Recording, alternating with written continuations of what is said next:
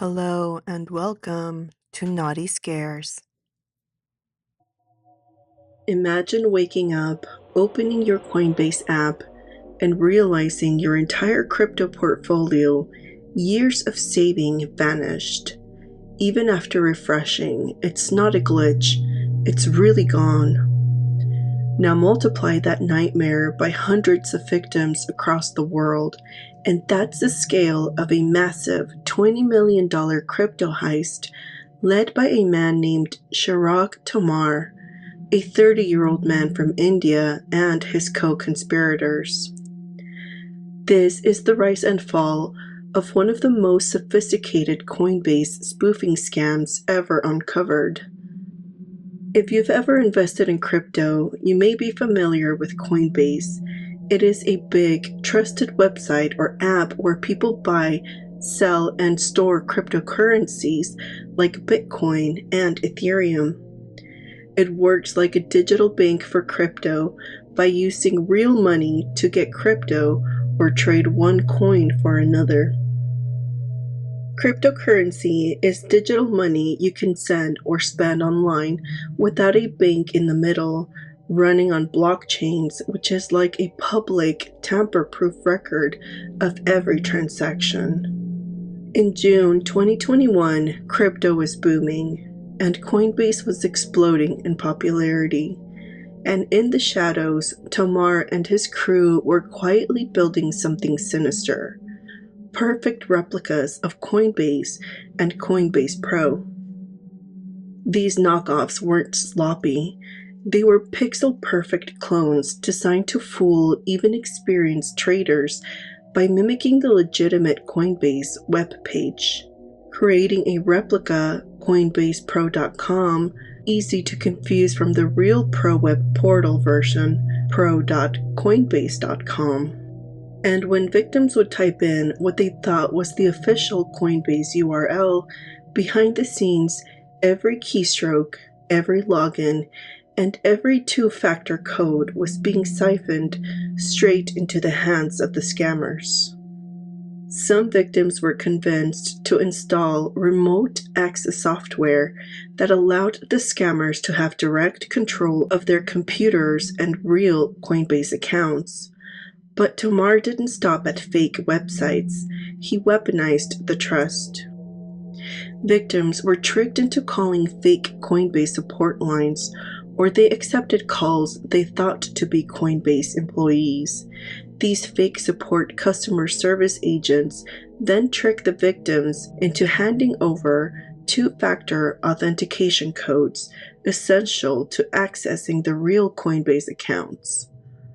Once they had access to these accounts, Tomar's team moved fast and the fraudsters drained them in minutes. They quickly transferred the stolen cryptocurrency through multiple wallets before converting it to cash. Then that cash was used to fuel Tomar's luxury lifestyle. High-end cars, Lamborghinis, designer watches, international travel, all paid for by the stolen crypto. While Tomar was living his best life, victims suffered. In one case in 2022, a North Carolina resident tried to log into what they believed to be the real Coinbase site. When the site told them that their account was locked, they called the support number on the screen. On the other end of the line wasn't support, it was a scammer that within minutes convinced the victims to hand over authentication codes, and just like that, $240,000 in crypto disappeared. But the scamming operation wouldn't last forever. In December 2023, Tomar landed at an Atlanta airport, unaware that U.S. agents were waiting. He was arrested on the spot. By May 2024, he pled guilty to conspiracy to commit wire fraud. Now, he's been sentenced to 5 years in federal prison, awaiting to be transferred to a long-term facility. Thanks to the combined efforts of the U.S. Secret Service and the FBI, the $20 million crypto empire he and his team built has finally collapsed. Please, I'm begging you! I'm begging you! Please, no, slime! I'm begging Oh my God!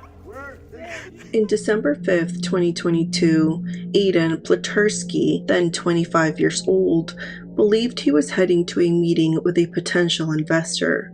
What he didn't know was that the investor was actually Darren Akeem, a man who had already met him days earlier under a fake persona, Slime Dog Millionaire. The first meeting took place at Toronto's Ritz-Carlton. It was all a part of a plan to gain Aiden's trust. Rakeem Henry, another man later charged in the case, was also present. But the meeting on December 5th was a trap. Aiden climbed into the back seat of a pickup truck. Henry sat beside him. Darren got on the other side, and a gun was pressed into Aiden's ribs. Within seconds, his passport, wallet, and cash were taken. His hands were zip-tied, and a bag went over his head. The self-proclaimed crypto king had just been abducted. At the time of his abduction, Aiden was in the middle of a massive bankruptcy proceeding. Investors claimed they had given him over 40 million Canadian dollars to trade crypto and foreign currencies. At the time, only 3 million had been recovered, and investigators determined Aiden had spent 16 million on himself. Flaunting a lavish lifestyle with sports cars and trips overseas, Aiden Platursky made a fortune off what appears to have been a scam. A lot of lives have been devastated by this. At 25 years old, he was arrested this week and charged with fraud and money laundering, accused of running a Ponzi scheme for more than 2 years, promising investors massive profits, and allegedly soliciting new clients as recently as this past February. Mr. Platursky claimed to be an extremely profitable investor in foreign exchange and cryptocurrency, and actually referred to himself as the crypto king.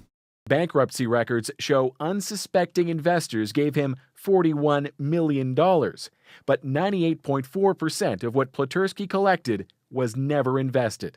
I'm retired and I'm a senior, and what he's done affected me horrifically because that $50,000 that I had I could use. No one answered at the home where Platursky is now supposed to be living with his parents. He previously leased this lakefront mansion, later bought by NBA star Shai Gilgeous-Alexander, who undid the sale after a threatening visit from a stranger looking for Platursky. One of the investors that Aiden had screwed over was Akil Haywood, who had put in hundreds of thousands of dollars. Maybe 5 years, hopefully. We'll see, Okay. One of those charged is Akil Haywood, seen here in a 2017 CBC interview about the Toronto Caribbean Carnival. The community volunteer and businessman is the founder of a nonprofit event organizer. Court records show Haywood lost more than $700,000 investing with Platursky, and in another twist, he was appointed as an inspector in Platursky's bankruptcy proceedings, a role that had him representing the investors trying to recoup their millions. Allegedly, as the case is still ongoing, Haywood orchestrated the kidnapping, offering to pay Darren, Henry, and Alfredo Palladino to carry it out. The kidnappers drove Aiden to a field in the Niagara region. There, they demanded to know where the money was. This is where the now infamous 30-second video was filmed, the one entered as evidence during Darren's guilty plea. Please, I'm begging you! I'm begging you! Please, no, slime! I'm begging Oh my God! Sandy has it all! Sandy has it all, slime! In the video, Aiden is on his knees. Darren points a gun at him and counts down from 3, then fires beside his head. He demanded to know where the money was, and terrified, Aiden blurted out, "Sandeep has it all." Aiden was referring to his landlord, Sandeep Gupta, who, according to the agreed facts, did not actually have any of the money. but the kidnappers believed him and forced Aiden to call Gupta repeatedly. When Gupta didn't answer, they beat him. When Gupta finally picked up, Darren demanded money. Gupta immediately called 911, triggering a Toronto police investigation. The next day, the kidnappers took Aiden to a junkyard where the worst of the torture occurred. Aiden was burned with a cigarette. Darren cut pieces of flesh off of his hand, pointed a gun at him, and waterboarded him twice. Afterwards, he was left in the back of the truck. From the junkyard, Aiden was taken into a house in Pickering and kept in the basement. This is where another video was recorded. I'm sorry. I really am. In the video, Aiden appears beaten and apologizes to investors, explaining what he was told to say happened to the money. Guns were pointed at him while he spoke, and a foghorn sound was added to disguise Darren's voice. Aiden convinced the kidnappers he needed to meet with Gupta in person to get the money, and a meeting was arranged at a Tim Hortons near Victoria Park and Highway 401. But the kidnappers were prepared, and they had lookouts, and the lookouts spotted a police SWAT team nearby. After abandoning the meetup, Darren drove Aiden to London, Ontario. There, he and Henry beat Aiden with golf clubs. Darren also threatened to put a hit on Aiden's parents. On December 8th, Aiden was taken to a house in Niagara Falls with a COVID mask taped to his face, his wrists and ankles zip-tied, and his head and shoulders taped. Darren and Henry left him under the watch of a man and a woman. Aiden bribed them to let him go, but the kidnappers returned before he could escape. Eventually, the kidnappers drove Aiden back to Toronto and told him that he would be released so he could meet up with Gupta and blackmail him for money. Aiden was injured with a gash in his head, a black eye, a swollen jaw, and multiple cuts and burns. Just before 9 p.m., they dropped him off at the Ritz-Carlton, the same place where the fake slime dog millionaire meeting had taken place days earlier. He was handed a phone with 2 numbers, one for his landlord, Gupta, and another for a John Doe who he was supposed to call once he had the money. Police recovered multiple audio and video recordings from the kidnapping, plus surveillance footage showing the kidnappers buying SIM cards and traveling between locations. In April 2023, Aiden reported a new threat he received, a threat that he and his family would be taken again and their bodies would never be found. Police arrested Darren that same day on an unrelated warrant. He was driving a black Mercedes with the same license plate as the pickup truck used in the kidnapping. He also had a loaded semi-automatic handgun on him. Darren has since pled guilty to 9 charges, including kidnapping and assault. Haywood and Palladino's trials are scheduled for 2026.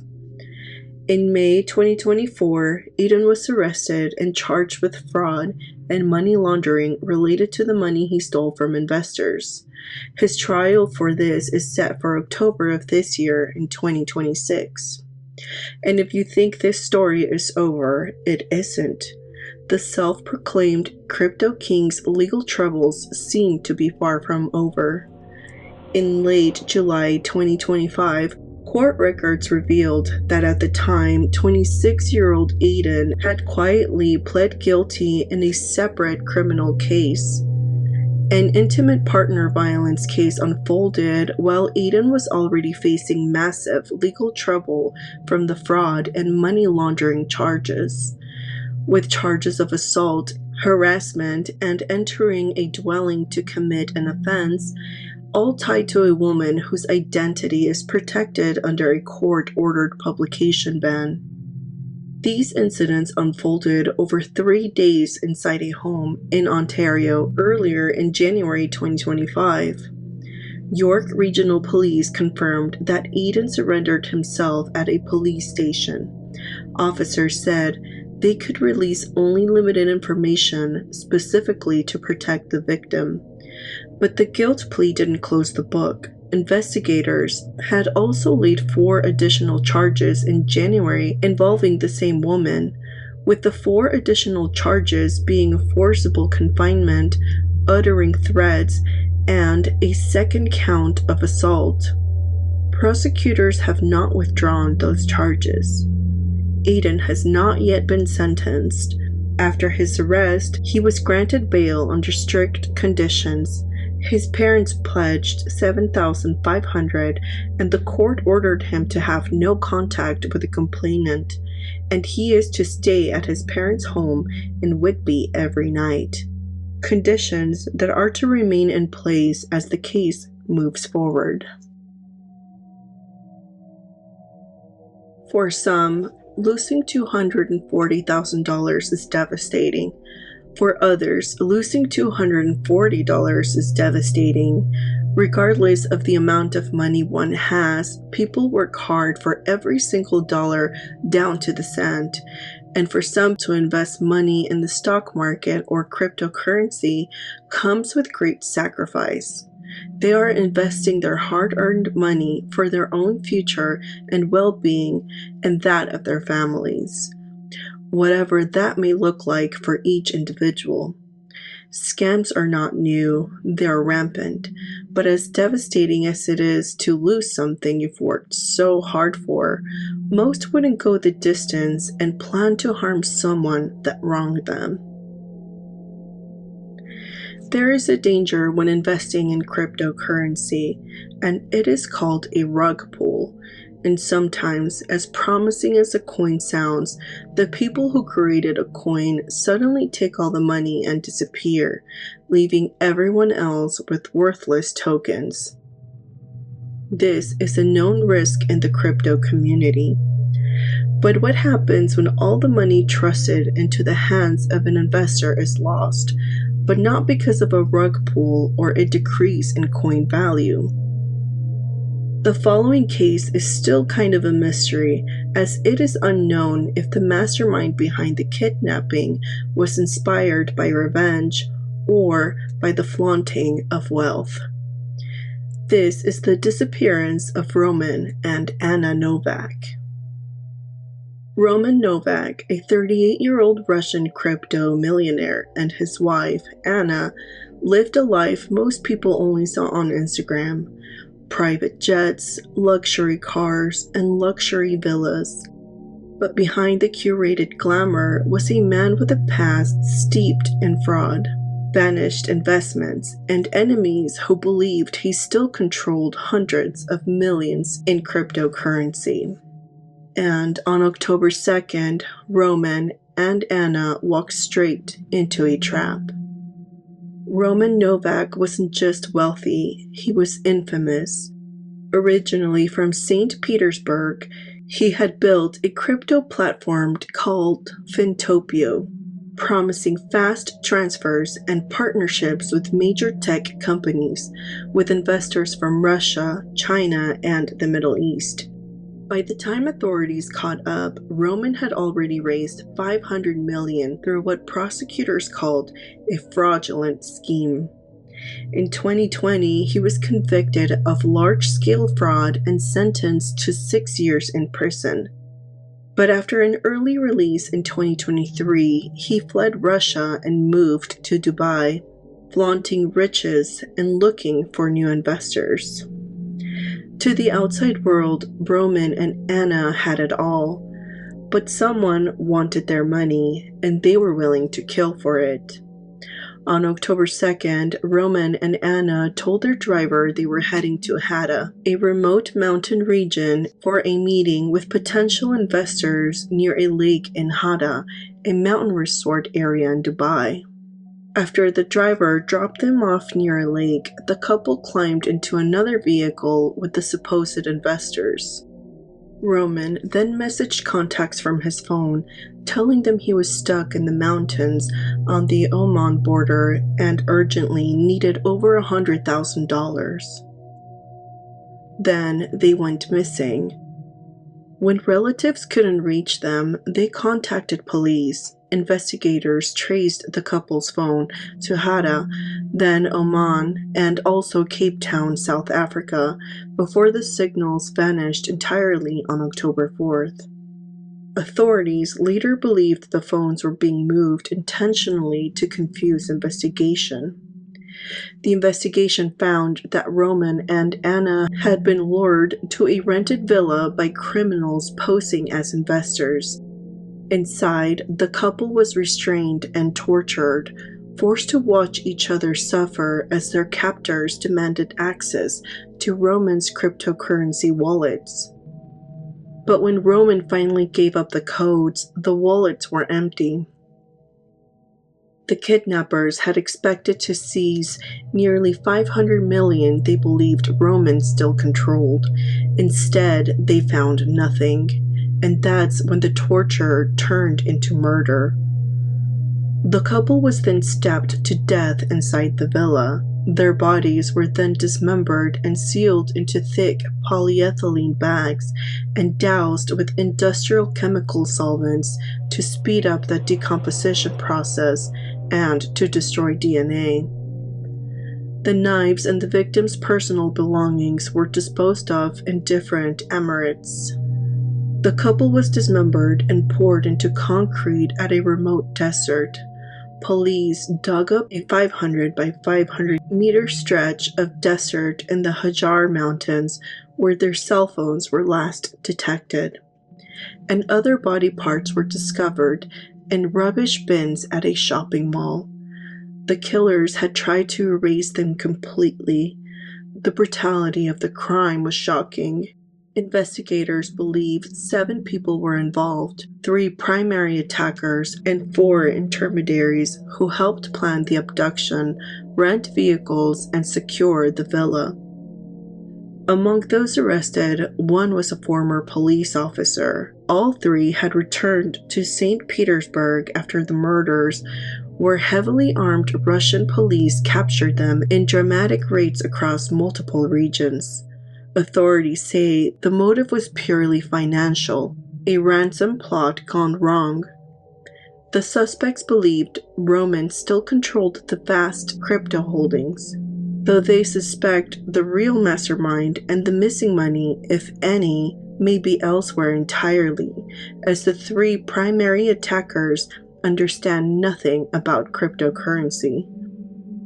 What began as a high-risk extortion plot ended in a gruesome double murder. Roman and Anna had 2 kids who now have to live with their grandparents in Russia. And the mystery continues. If Roman really had the missing fortune, where did it go? Until next time.